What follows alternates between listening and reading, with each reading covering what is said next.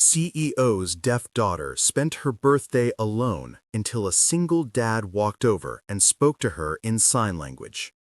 A multi-millionaire's daughter sits abandoned on her 23rd birthday, surrounded by expensive gifts that feel like prison bars. Her father has shattered his promise again, leaving her drowning in a silence deeper than her deafness. But when a stranger with calloused hands approaches her table and begins signing, he unlocks the door she thought was sealed forever. What unfolds next will leave her doubting everything she believed about love, family, and finding home in the most unexpected places. Before we continue, please tell us where in the world are you tuning in from? We love seeing how far our stories travel. The chocolate cake sat like a monument to broken promises. Anastasia stared at the three-tiered masterpiece, gold lettering spelling Happy 23rd Birthday in elegant script. The candle stood unlit, waiting for someone who would never come. Around her, Murphy's Cafe buzzed with life. An elderly couple shared a piece of pie, their weathered hands intertwined. A mother wiped chocolate from her toddler's sticky fingers while he giggled. College students clustered around laptops, textbooks scattered between coffee cups. Everyone belonged somewhere. Everyone except her. Her phone buzzed against the marble table. Another text from her father's assistant. Mr. Chen deeply regrets missing your celebration. The Tokyo acquisition requires his immediate attention. Your gifts are waiting at home. Anastasia's hand shook as she set the phone down. 10 birthdays since her mom died, and she could count on one hand the times her father had actually shown up. But somehow she kept hoping, kept believing that maybe this year would be different. The gifts mocked her from their perfect arrangement: Hermès, Cartier, Prada. Price tags that could feed a family for months, bought by someone who couldn't spare 2 hours for his own daughter. She touched her hearing aids, remembering last week's conversation between her father and stepmother Cynthia. They thought she was upstairs, but she'd caught their reflection in the hallway mirror as Cynthia's lips moved with practiced cruelty. She's becoming impossible to manage, Andrew. Maybe it's time we considered other options. That boarding facility in Switzerland has excellent reviews for people with her challenges. Challenges. Like she was defective merchandise to be returned. A tear slipped down her cheek, and she quickly wiped it away. The CEO's daughter couldn't fall apart in public. She had an image to maintain, even if that image felt like a prison. "Daddy, look, that pretty lady is crying on her birthday." Anastasia glanced up to see a little blonde girl tugging on her father's flannel shirt, pointing directly at her with the brutal honesty only children possessed. The man crouched down, his work boots creaking against the worn cafe floor. "Blossom, we don't point," he said gently, but his eyes found Anastasia's across the crowded space. There was something in his gaze, not pity, but recognition. Like he saw straight through to the ache in her chest. "But Daddy, why is she sad? It's her birthday. Look at that beautiful cake." The man studied Anastasia more carefully. His hair was slightly mussed, his jeans faded from honest work, his flannel shirt soft with age. Everything about him screamed blue collar, a world away from her father's empire of suits and boardrooms. But his eyes held depths she rarely saw in her father's world of shallow smiles and calculated conversations. "Sometimes," he told his daughter quietly, "people spend their birthdays alone, and that can hurt more than any other kind of pain." "That's terrible!" Blossom's small face scrunched with indignation. "Nobody should cry on their birthday, Daddy. Can we help her?" The man hesitated, glancing back at Anastasia. She saw the moment his decision crystallized, a subtle straightening of his shoulders, a gentle nod to his daughter. They began walking toward her table. Anastasia's breath caught in her throat.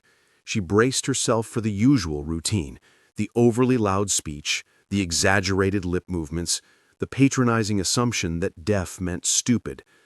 But when the man reached her table and raised his hands, her world tilted on its axis. "Happy birthday. I'm sorry to interrupt, but my daughter noticed you were alone. Would you mind if we joined you for a moment?" The signs flowed like poetry, fluid, natural, perfect.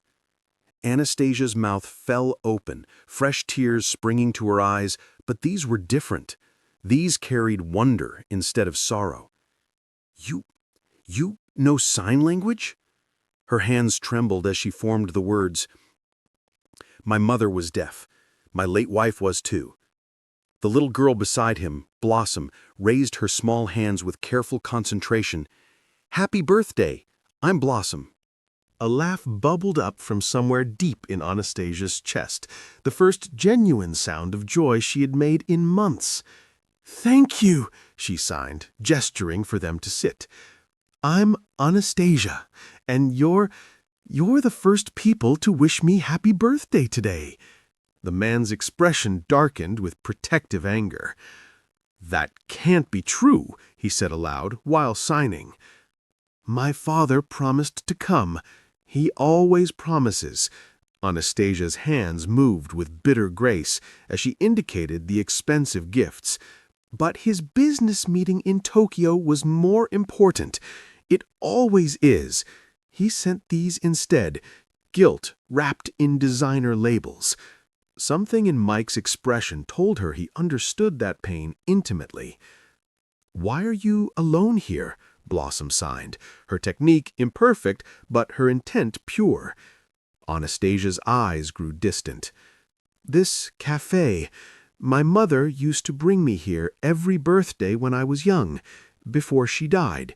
We'd share chocolate cake, and she'd sign stories to me about princesses who could hear the world differently, through their hearts, instead of their ears."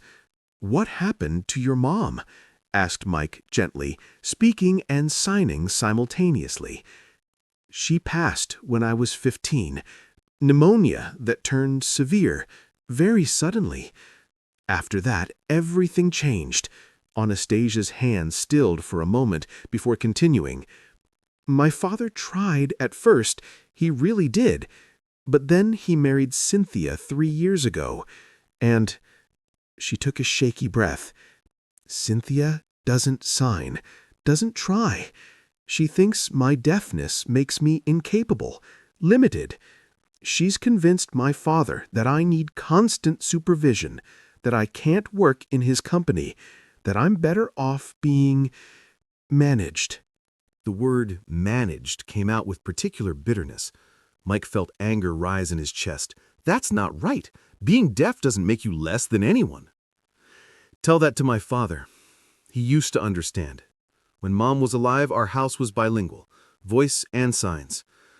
Now it's just silence. Not the comfortable silence of sign language, but the lonely silence of being forgotten." Blossom had been watching intently, catching some of the signs she knew. She tugged on Mike's sleeve. "Daddy, can we share our ice cream with her and light her birthday candles?" Mike smiled at his daughter's kindness. "Would you like that?" he asked Anastasia. For the first time since they'd sat down, Anastasia truly smiled. "I would love that." What followed was magical. Mike ordered ice cream for all 3 of them, and they lit the candles on Anastasia's cake. Blossom sang happy birthday while Mike signed along, and other customers in the cafe turned to watch, some joining in the song. For those precious minutes, Anastasia wasn't alone. She was seen, celebrated, included. As they shared the cake, she found herself opening up in ways that she hadn't in years. She told them about her business degree, earned despite Cynthia's insistence that she couldn't handle college coursework. She shared her dreams of creating technology to help the deaf community, making the world more accessible. "I haven't felt this normal in years," Anastasia signed to Mike while Blossom was distracted with her ice cream. "Like I'm a person, not a problem to be solved." "You were never a problem," Mike said firmly. "The problem is people who can't see past their own limitations to recognize your strengths." Mike shared his own story then, how his wife Sarah had fought leukemia with grace and humor, signing jokes to him even in the hospital, how he'd had to rebuild his and Blossom's life from scratch after losing her, learning to be both mother and father to a grieving 4-year-old. "But you survived," Anastasia signed, wonder in her expression. "We did more than survive. We learned to live again. Different from before, but still good. Mike's signs were confident, flowing from years of practice. Sarah taught me that the greatest gift you can give someone is making them feel seen and understood. When it was time to leave, Anastasia felt panic. She couldn't remember the last time she dreaded returning to her father's mansion, but the thought of going back to that cold, silent house made her chest tighten. Mike sensed her hesitation. "Would you like to exchange numbers? Blossom and I would love to be your friends." Anastasia's eyes filled with tears again. "Really? You'd want to?" "Of course," Blossom signed enthusiastically. "Friends don't let friends have sad birthdays." Over the following weeks, an unlikely friendship blossomed. They met regularly, sometimes at the cafe, sometimes at the park, occasionally at Mike's modest apartment. The contrast between his simple one-bedroom place and her father's mansion was stark, but Anastasia had never felt more at home anywhere. Mike's apartment told the story of a man rebuilding his life with love and determination. Photos of his late wife Sarah covered one wall. Sarah laughing, Sarah signing to baby Blossom, Sarah in her hospital bed still managing to smile. The furniture was second-hand but carefully chosen, the refrigerator covered with Blossom's artwork and school achievements. "Your wife was beautiful," Anastasia signed one evening while Blossom did homework at the kitchen table. "She was extraordinary. She refused to let her deafness define her limitations, only her possibilities." Mike's expression grew thoughtful. "She would have loved you. You have the same fire she did, the same refusal to accept the world's low expectations." Anastasia found herself blooming under their friendship. She shared her business ideas with Mike, who listened with genuine interest and offered practical advice from his experience running a small construction company. When she mentioned wanting to start a technology initiative for deaf children but lacking startup capital, Mike didn't hesitate. "I'll loan you the money," he offered one afternoon. Anastasia's hands flew in protest. "No, I couldn't. It's too much."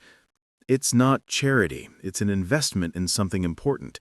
You can pay me back when you're successful, which you will be."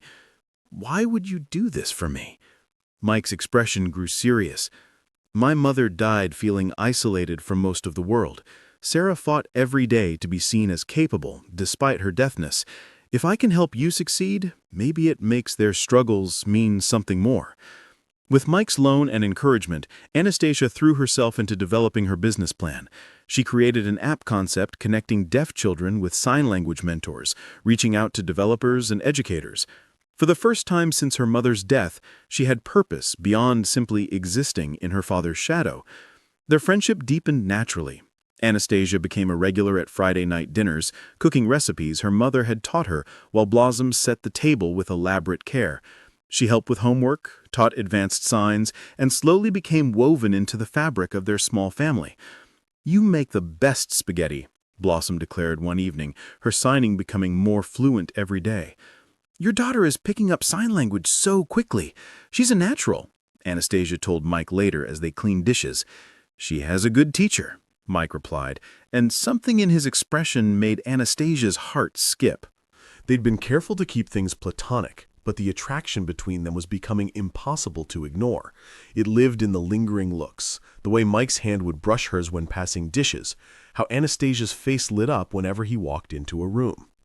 The peace of this new life shattered on a Thursday morning when Anastasia's father, Andrew, returned from his latest business trip to Tokyo. Cynthia had been busy during his absence, filling his ears with carefully crafted lies. "We need to talk," Andrew announced at breakfast, not bothering to sign. Cynthia stood beside him with a satisfied smirk, translating with deliberate harshness. "Your behavior while I was away was completely unacceptable," he continued through Cynthia's interpretation. "Staying out all hours, seen around town with strange men, wasting your time on impossible fantasies." Anastasia's hands shook as she signed back. "What fantasies? I've been developing a business plan." "Enough," Andrew's voice boomed. "We're sending you to Switzerland. There's a specialized program there for people like you. You will be properly cared for." The words hit Anastasia like physical blows. People like me? You mean deaf people? Mom would be ashamed of you." Andrew's face darkened. Through Cynthia's deliberately harsh translation, he responded, "Your mother isn't here. I'm doing what's best for you." "You're doing what's easiest for you," Anastasia signed furiously. "When did you stop seeing me as your daughter and start seeing me as a burden?" The confrontation escalated, with Cynthia interjecting poisonous comments, twisting Anastasia's signs to sound more rebellious and ungrateful than they were. By the end, Andrew had his assistant booking her flight for the following week. Anastasia fled to her room, her world crumbling around her. She couldn't imagine life in a foreign institution, away from Mike and Blossom, the only people who'd made her feel whole in years. She texted Mike frantically, "My father is sending me away, Switzerland. I can't do this." His response came immediately, "Come over, we'll figure this out." That evening, sitting in Mike's modest living room while Blossom played nearby, Anastasia broke down completely. "I finally found something worth staying for, and now he's taking it away. I can't go back to being invisible, Mike. I won't survive it this time." Mike took her hands gently, stilling their frantic movement. "Then don't go." "It's not that simple. My father controls everything. My bank accounts, my housing, my entire life. I'm 23 years old and I have nothing that's truly mine." "You have choices," Mike said firmly. "You're an adult. You get to decide your own life." As if sensing the gravity of the moment, Blossom climbed into Anastasia's lap. "Don't go away," she said, signing with determined precision. "We need you here." Looking between them, this small family that had embraced her completely, Anastasia made a decision that would change everything. The morning of her scheduled departure, Anastasia went through the motions. She packed the suitcase Cynthia had chosen, allowed herself to be driven to the airport, even checked in for her flight. But when boarding was called, she slipped away during the confusion and took a taxi straight to Mike's apartment. When Mike opened the door to find her standing there with a suitcase and tear-stained cheeks, he didn't hesitate. He pulled her into his arms, and she felt safer than she had since her mother's embrace. "I couldn't do it," she whispered against his shoulder. "Good," he whispered back. "Welcome home." Living with Mike and Blossom was a dramatic adjustment. The apartment was tiny compared to her father's mansion, with thin walls and temperamental plumbing. She slept on the pull-out couch and learned to budget groceries, clip coupons, and make every dollar stretch. But she was happier than she'd been in years. Every morning, Blossom would wake her with enthusiastic signs about the day ahead.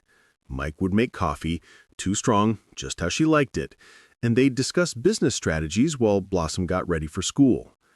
Evenings were spent around the tiny dining table, sharing stories and dreams. Slowly, inevitably, the careful boundaries between friendship and something deeper began to dissolve. It started with small moments, Mike's hand lingering on her shoulder, Anastasia fixing his collar before work. Then came the night when Blossom was at a sleepover and they found themselves alone watching a movie with subtitles. "I need to tell you something," Mike said, turning to face her on the couch. He started to sign, then stopped. "I need to say this out loud, even if you need to read my lips. I'm falling in love with you, Anastasia." Her breath caught.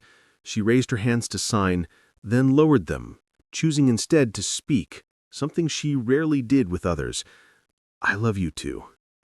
Their first kiss was tentative, sweet, a promise of possibilities neither had dared hope for. Meanwhile, Andrew Chen was falling apart.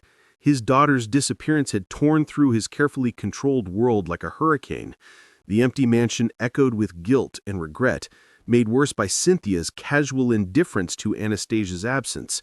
"She'll come crawling back when she runs out of money," Cynthia said dismissively. "Then she'll appreciate what she had here." But Andrew wasn't so sure. He'd hired private investigators, contacted hospitals, reached out to all of Anastasia's old friends. The police were involved, though they reminded him repeatedly that Anastasia was an adult who'd left voluntarily. Weeks passed with no word. Andrew found himself standing in Anastasia's childhood room at night, looking at photos of her with her late mother. He remembered the vibrant child who'd signed her first words at 10 months old, the teenager who'd graduated valedictorian, despite her school's initial doubts about her capabilities.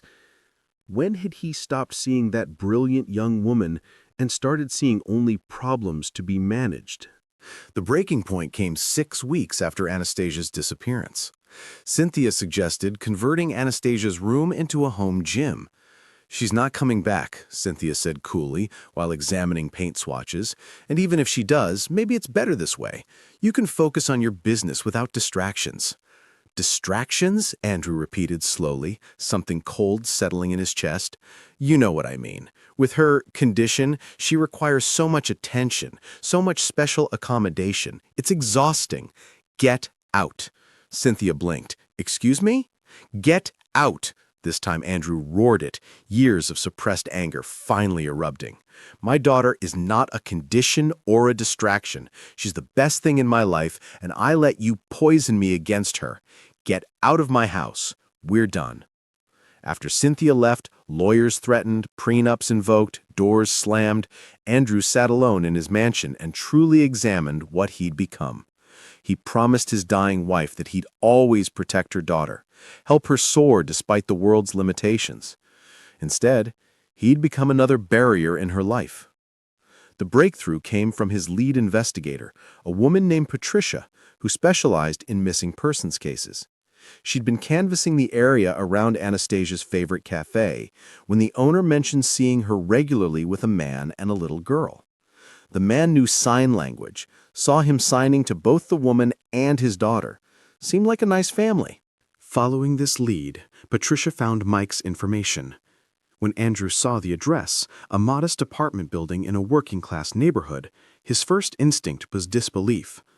But as he sat in his car outside the building that evening, watching through the lit apartment window as shadows moved inside, he saw something that stopped his heart. Anastasia was laughing, really, truly laughing, while cooking at the stove.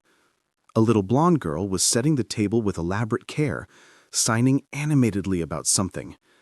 A man emerged from what must be the bedroom, wrapping his arms around Anastasia from behind and spinning her around. The scene was so domestic, so normal, so clearly filled with joy. It took Andrew 3 days to work up the courage to knock on their door. When Mike answered, Andrew's carefully prepared speech died on his lips. Behind Mike, he could see Anastasia freeze at the stove, a wooden spoon still in her hand. The little girl, Blossom, gasped audibly. Father and daughter stood frozen, staring at each other across the small apartment's living room. Andrew's hands rose slowly, rusty from years of disuse. His movements were clumsy, imperfect, but the effort was unmistakable. "I'm sorry. Please come home." Anastasia's face crumpled, but her hands moved firmly in response. "I am home." Andrew felt his heart break. "Please," he said aloud, then tried again in sign, his movements becoming more confident as muscle memory returned. "Please, let me try to fix this." Mike stepped forward carefully. "Mr. Chen?" The olive branch was unexpected, and Andrew grabbed it gratefully. What followed was one of the most important meals of his life.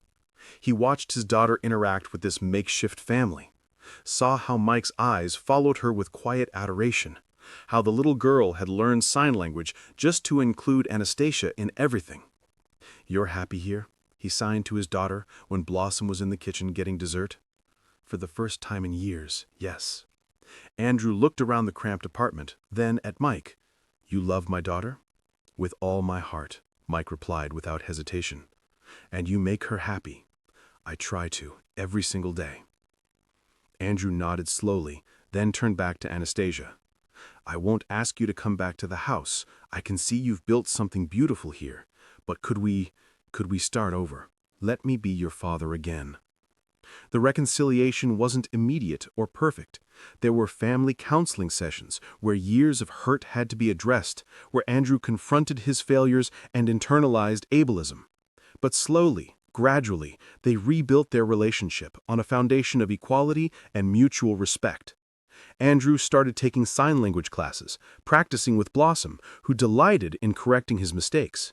He began including Anastasia in his business decisions, amazed by her insights and innovative approaches. When she showed him her fully developed business plan for the Deaf Children's Mentorship app, he didn't just invest, he used every connection he had to help her launch it. The app, called HeartSpeak, became a massive success, connecting thousands of deaf children with mentors and resources across the country. Anastasia insisted on paying back Mike's loan with interest, though he protested the interest part. She moved into her own apartment, close to Mike, but maintaining the independence she'd fought so hard to claim. Their relationship deepened naturally, built on a foundation of mutual respect, shared values, and genuine love. 2 years after that life-changing birthday in Murphy's Cafe, Andrew stood in a church sanctuary, his daughter's arm linked through his. She wore her mother's wedding dress, carefully altered to fit her perfectly, and she'd never looked more radiant. At the altar, Mike waited with barely contained emotion, Blossom beside him in a pale yellow dress, serving as flower girl and signing enthusiastically to the deaf guests in the front rows. "Your mother would be so proud," Andrew signed to Anastasia before they began the walk down the aisle. "You found someone who sees all of you, not despite being deaf, but because of your complete, perfect self." "Thank you, Dad, for finding your way back to me." As Andrew placed his daughter's hand in Mike's, he saw his late wife's smile reflected in Anastasia's joy. The journey had been painful, marked by loss and mistakes and years of wandering in the dark, but it had led to this moment. 2 families joining together, united by the understanding that love wasn't about words spoken aloud, but about the willingness to learn each other's languages and keep showing up when communication was hard. The wedding reception was held at Murphy's Cafe, where everything had begun. As Anastasia and Mike shared their first dance, Blossom stood at the front of the room, signing the lyrics to their song for the deaf guests, while hearing family members watched in wonder. It was a perfect metaphor for the life they'd built, inclusive, adaptive, and filled with the kind of love that transcends any barrier. Andrew, watching from his table, with tears streaming down his face, raised his hands and signed to the memory of his late wife, "Thank you for sending her angels when I failed to be one." But perhaps the most beautiful moment came when the bride and groom cut their cake. The same 3-tiered chocolate cake from that day 2 years ago, recreated perfectly by the cafe staff. As they fed each other the first bite, Blossom ran up and threw her arms around both their legs. "Now we're really a family," she announced, speaking and signing simultaneously, and the entire room erupted in applause and tears. In the end, it hadn't been the expensive gifts or broken promises that mattered on Anastasia's 23rd birthday. It was the simple act of strangers choosing to see her, to enter her world instead of demanding she always adapt to theirs. Mike and Blossom had given her the greatest gift of all, the knowledge that she was worth knowing, worth loving, worth fighting for, exactly as she was. Their love story became legend in the local deaf community and beyond, proof that the most profound connections come not from grand gestures, but from small acts of radical kindness. A father teaching his daughter to sign, strangers sharing birthday cake, and the courage to say happy birthday in someone else's language. Sometimes the family you're born into fails you, but sometimes, if you're very lucky, strangers in a cafe become the family that saves you. And sometimes, love speaks loudest in the silence between words, in the grace of hands moving through air, in the simple act of choosing to understand rather than be understood. That's a language everyone should learn to speak. Have you ever reached out to someone who seemed alone, only to discover they had exactly what your heart was searching for? Share your story in the comments below, because sometimes the person you think you're helping is actually the one who ends up saving you. Friends, if this story touched your heart the way it touched mine, please don't just watch and walk away. Hit that subscribe button and join our Soul Lift Stories family for more incredible true stories about the unexpected ways love finds us when we need it most.